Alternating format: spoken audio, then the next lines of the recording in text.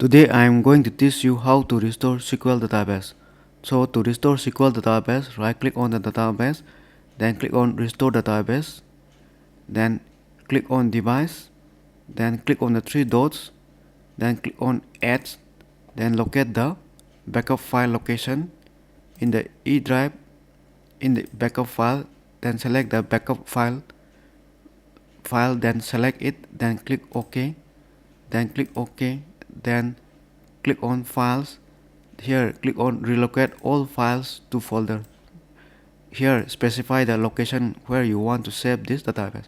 So click on three dots, and I want to save this database in the D